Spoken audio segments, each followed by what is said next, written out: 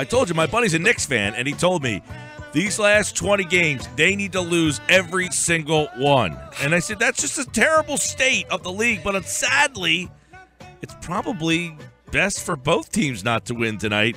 Keith Pompey will be there covering two teams that actually want to lose. Right, Keith? Yeah, but I hope it doesn't end that way, because then it's going to be like triple overtime with 0 shots made, you know what I mean? Yeah, but these two teams have had some good games. I mean, they've had good competitive games, whether they want to win them or lose them. They've had some exciting endings here. But it is unfortunate that the way the NBA's got a big problem with this. I mean, whether or not they want to come out and say whatever, it's a shame that fans now don't want their teams to win. Yeah, I mean, it is, like you said, it's a problem. It's like to the point, you know, if you make the first round of the playoffs, you know, you're better off getting a lottery pick nowadays than making the first round or being, the eighth seed, the 7th or 8th seed, because you don't have a chance. You know what I mean? So it's all about the draft and free agency. Right, and they kind of set this situation up too. I think it's even an awful worse situation where, you know, the Bogut thing, where the Sixers don't want him. I mean, they don't want a guy that's going to help them win games, and then they just release him so that he can go to the best teams. I mean, I think that's another big problem that the league is starting to have, that these guys, late in the year, teams don't want to win, they release them, and they sign with the best teams. I think that's another big issue that the league's having. Yeah, what it is you know what that's all about. That's basically, you have a team like the Sixers who want to get to the salary cap floor. So what they can do is they can say, like, you could take Bogut, and even though you only have to pay him a third of his salary, you get credit for like all $11 million. So that's what that was all about. Yeah. So that way the Sixers are to the salary cap floor, and that's going to change too, because, you know, the league is seeing what teams are doing. Exactly. Like, you'll get them, you'll waive them, and then he gets to hurry up and go to a playoff contender. So that's not good for basketball either. Keith Pompey for the Philadelphia Inquirer is with us. Everybody saw the video. I know Okafor spoke about it today. He's getting hammered. Was his explanation sufficient? I think what Okafor was trying to do is he was trying to bring a positive light to it. He was trying to make explanation. I think that somebody probably told him, you need to say this and say that. And it just didn't come across the right way. I think that if he had to do it over again, he would not have said that I was fatigued. You know, I just think, you know, the thing with him is, you know, he has, his knee is bothering him. I give him that. There's been games where he did not, play in because of, Nerlens Noel and Embiid. And even when Nerlens played recently, Okafor came off the bench and he didn't play that many minutes. The problem with him saying that is he's getting paid X amount of millions of dollars is in the first quarter. And, our area is a blue-collar area, and the fans don't want to hear that.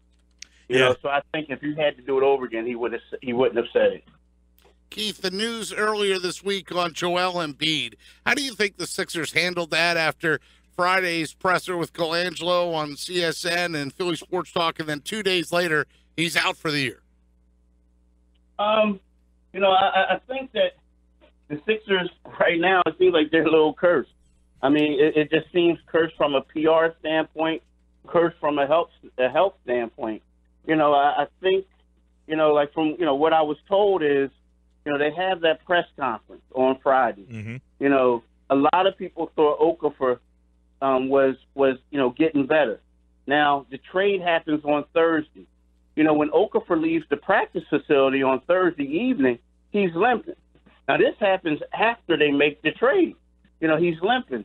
So, Brian Colangelo, when he did speak, it wasn't one of those things. I don't think he was trying to withhold information, so to speak. I think it was one of those things where he was basing everything off of their previous reports. You know what I mean? But it just doesn't, like the Okafor thing, it just doesn't look good. Because he goes from day to day, he goes from he's going to play in 4 days, then he goes from out indefinitely, then it goes from he's done for the rest of the year. So, I mean, in a way, it's like that's bad luck health-wise, and it's bad luck from a PR standpoint, because no matter what they say, people are going to now question everything. Yeah. You know what I mean? Everything the Sixers say is going to be questioned. Optics is the word that Mike and I have been using a lot. It has bad optics, that's for sure. Now, so, Keith, knowing how the meniscus has hobbled Okafor pretty much all season, does that then concern you more about Embiid moving forward?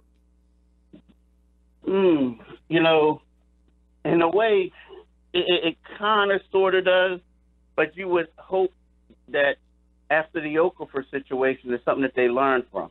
You know, but at the same time, yeah, it's kind of bad. I mean, unfortunately, a meniscus tear, sometimes you have different types of surgery. One surgery, the recovery time takes longer, but it just seems like the Okafor thing has been dragging on and on and on.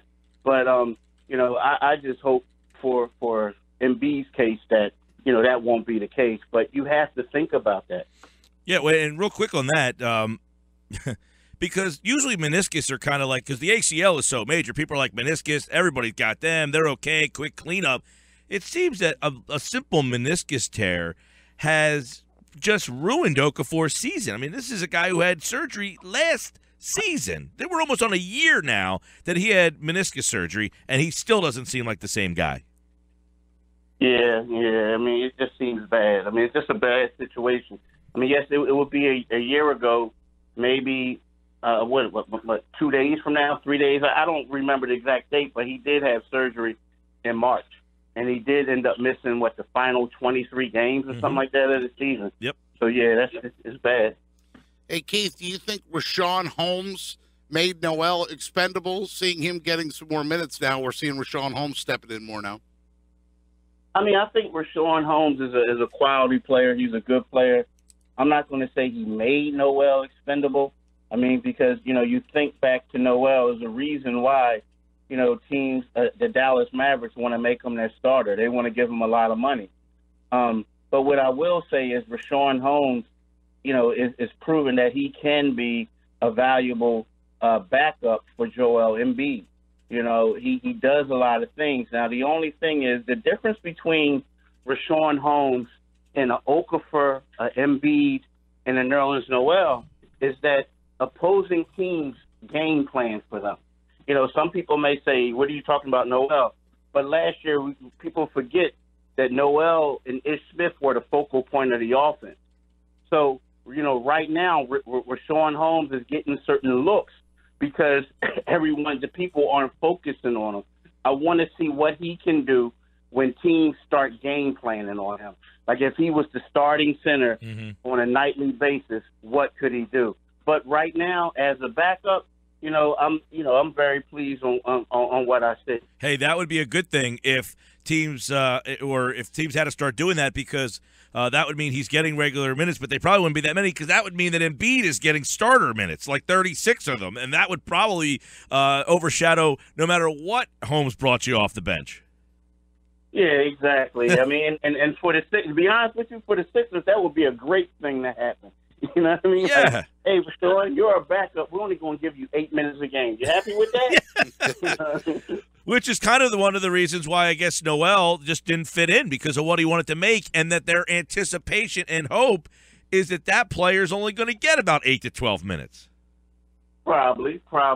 And then the thing about Noel, it wasn't like exactly what he just wanted. Also, there are certain teams like the Brooklyn Nets, was it Miami, for instance? I don't know if he was going to go there, though, because they have Hassan Whiteside. But there are teams out there who are going to throw a lot of money at like basically restricted free agents and free agents and force their team to decide, hey, I'm going to have to overpay this guy, or I'm going to have to let him go, and I'm going to lose anything. I mean, everything.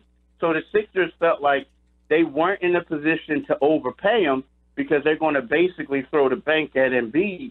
So it's one of those things where, look, let's just let him go. We'll get a Justin Anderson in here who can help us out at the wing and small forward position, and also we'll get a couple of draft picks, because they were under the impression that they were going to lose Noel. We're talking with Keith Pompey from the Inquirer here. So let me get your take on this real fast. What is next for Okafor? I mean, is he a guy they're evaluating, or is he just, we couldn't make a move, we didn't think Embiid could play the rest of the way, so we're just going to hold him, and that the draft will move him? I mean, are they still intending to move him at some point after this season? Yeah, they still intend to move him. I mean, Brian Colangelo didn't come out and say it, as in a direct quote, but the way he said is we're going to see what the market is like in the summer. I mean, here's the thing. When, Brian Colangelo and Okafor's agent have been dealing with each other for a long time, you have to sense that, the agent also, and Okafor, even though he won't come out and say it, he always says how happy he is. These guys, these starter types, first lottery pick types, they do not want to be a backup. You just don't.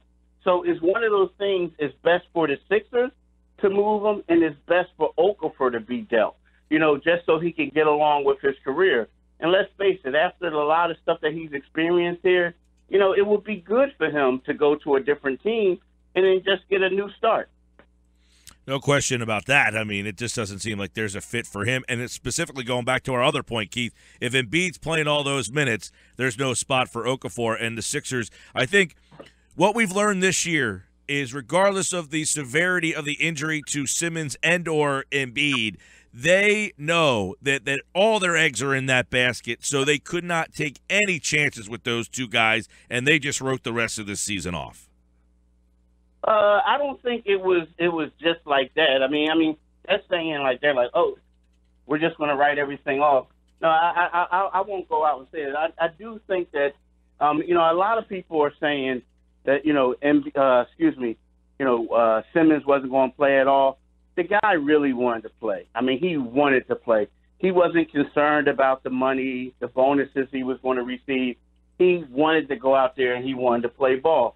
His dream has always been to play in the NBA, and he wanted to get that started. Now, as far as Embiid, Embiid is the type of guy, think about it, he sat for 2 years. And he wanted to come out and play as well. But then it got to a point, and also you can argue that he rushed back too soon by playing in that Houston game. But that was him. He was trying to tell the doctors and all that I want to play, I want to get back, I want to do this, I want to do that. I just think that at this particular time, with the injuries, it's just that they're sitting them. Now, you could argue that right now they're looking at the draft and they say, hey, we have the point forward. We have the guy who wants to be a point guard, too, in Simmons. We have the franchise center. We need a shooting guard. Maybe we can get another point guard who we could turn into a combo guard, or maybe we could get a small forward. So you can look at that and say, that's the reason why, right now we don't feel bad about letting the Nerlens Noel go or Ersan Ilyasova, because it's in our best interest to finish amongst the bottom 5 teams. So you can look at it that way.